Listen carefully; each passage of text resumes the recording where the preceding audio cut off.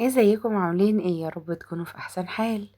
النهارده بقى يوم كله مشقة، النهارده الجمعة. فقلنا كده نحتفل، وطبعا انا كامرأة عاملة او اي حد عامة بيشتغل بيبقى يوم الجمعة ده بالنسبة له مصدر الراحة. وللأسف بس مش الراحة في البيت. فزي ما انتم شايفين كده احنا بدأنا بقى ان احنا ان شاء الله كده، قلت اعمل لهم بقى غدوية حلوة كده واتعب فيها كده عشان احس بطعمها، وتعب الاسبوع ده كله يروح.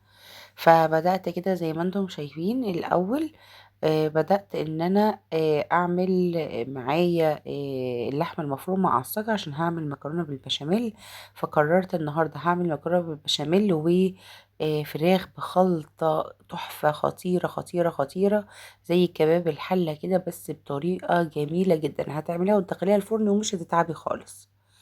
قطعت كمية من البصل كويسة جوليان كده زي ما انتم شايفين، تقطيع رفيع اهو زي ما انتم شايفين كده. وهحط عليه بهارات وهسيبه على جنب لان هو ده اللي هتبل بيه الفراخ.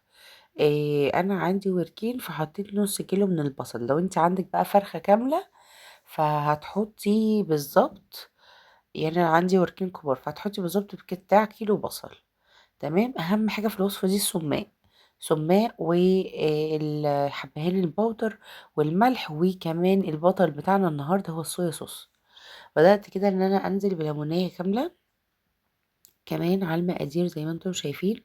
هبدأ بقى ان انا ادعك بقى بايدي كده زي ما انتم شايفين شوية فلفل اسمر. بدأت ان انا ادعك بايدي كده كويس جدا المكونات مع بعض، وتبلت بيهم الفراخ وسبتها على جنب. دلوقتي اللحمة العصاج خلاص عملت، وكمان عملت البشاميل. انا الطريقة دي نزلتها كذا مرة على القناة، فهتلاقوا طريقة البشاميل من الألف للياء على القناة. طبعا البشاميل زي ما انتوا شايفين قوامه كده. يعني بصوا بقى، احلى حاجة هحط له بقى حتة قشطة بلدي هتودي الطعم في حتة تانية خالص. انا البشاميل ده حاطه له مكعبين من الجبنة المثلثات. فدلوقتي هبدأ بقى احط كده يعني بصوا بقى قشطة بلدي بقى ايه يعني، حاجة من الاخر. فزي ما انتم شايفين كده وهو سخن كده بدأت اسيح، وخليت معلقة من القشطة على جنب عشان ادهنها في وش الصينية من فوق. دلوقتي الصينية بتاعتي بايركس صغيرة. فبدأت كده، طبعا كنت سلقة المكرونة، بدأت كده ان انا احط على المكرونة شوية من البشاميل، وحطيت من تحت بشاميل كمية كويسة عشان خاطر ما تتلدعش مني. وبدأت بقى احط الحشوة. الحشوة يا حبايبي انا بحب اوي احط لها بشر طماطمايه مش عصير. انا ببشر لها طماطمايه وبحطها، بصوا بتفرق خالص في الطعم وكمان في الشكل. حطيت كده الطبقة التانية، حطيت شوية من البشاميل وبعد كده رجعت حطيت طبقة مكرونة. بصوا بقى انا مبحبش احط الجبنة من فوق، لان اصلا الجبنة اللي عندنا دي اصلا مش تبقى احسن حاجة. فبحطها تحت البشاميل عشان خاطر تديني المطة وانا باكل البشاميل. دلوقتي خدت بضاية، صفار بضاية مش البضاية الكاملة، صفار بضاية، وحطيت عليه معلقة القشطة اللي انا سبتها وشوية فلفل اسمر. بدأت بقى ادعك الوش كده وخلاص دخلتها الفرن. ودلوقتي بقى قلت ايه، لا مش لا لازم بقى اكمل التعب بقى، مش ما هو مش يوم راحة بقى، يوم راحة بقى لازم اتعب فيه. فبدأت بقى كده ايه، جبت عندي 3 كوبايات يعني مقدار نص كيلو من الدقيق.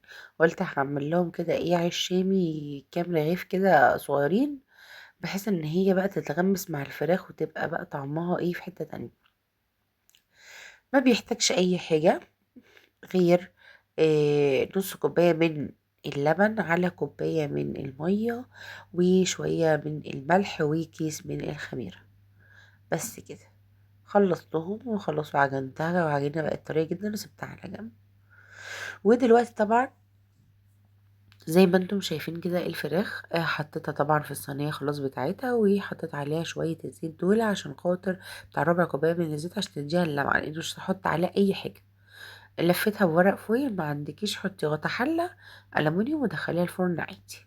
دخلتها في الفرن بالظبط في الرف اللي بعد اللي هو قبل الوسطاني اللي من تحت يعني، على درجة حرارة 220. ولا نقطة مية حطيتها لها، عايزة اقول لكم ولا نقطة مية. هي طلعت سوائلها وسوت نفسها. وفي الاخر لما لقيتها استوت كويس، طبعا يعني بعد نص ساعة بدأت ان انا اقلبها على الناحية التانية. من الاول بحطها على وشها، وبعد كده بقلبها على ظهرها، تمام، عشان اضمن ان الفراخ مستوية عندي من كل جهة. حتى الفراخ لو الفرخة كاملة هتقسميها زي ما انا قلتلك بالنص كده، وهتحطيها تبقى زي الفل. وبدأت كده ان انا اشوفها من الوقت للتاني عشان ما تسهوش عليها. ولما لقيتها استوت تمام وخلاص، فتحت عليها الشواية شوية، وهتشوفوا شكلها اول ما تطلع.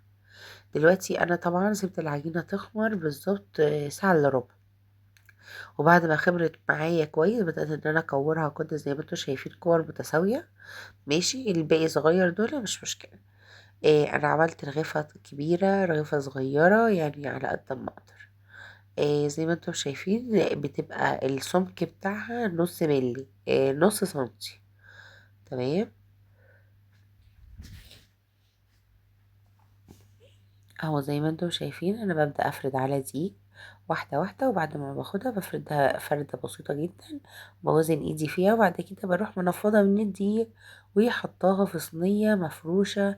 بيبقى ملاية قديمة عندك بقى، فوط مطبخ اللي يعجبك يعني، بس عشان خاطر بس تمتص منها الدقيق الزيادة.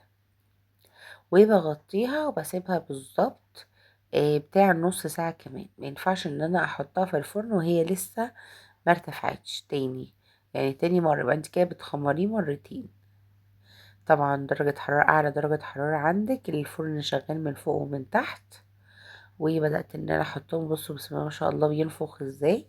خلاص كده انا خلصت. ادي الفراخ بصوا شكلها شهي جدا. عملت جنبها شويه رز بسمتي برضو، معلش عشان اكمل التعب بالمره، النهارده راحه فلازم اتعب فيه. بصوا بقى المكرونه بشاميل وجمالها خطيره، كانت طعمها بيودي في حته تانية خالص. مستنياكم في لايك وشير وسبسكرايب.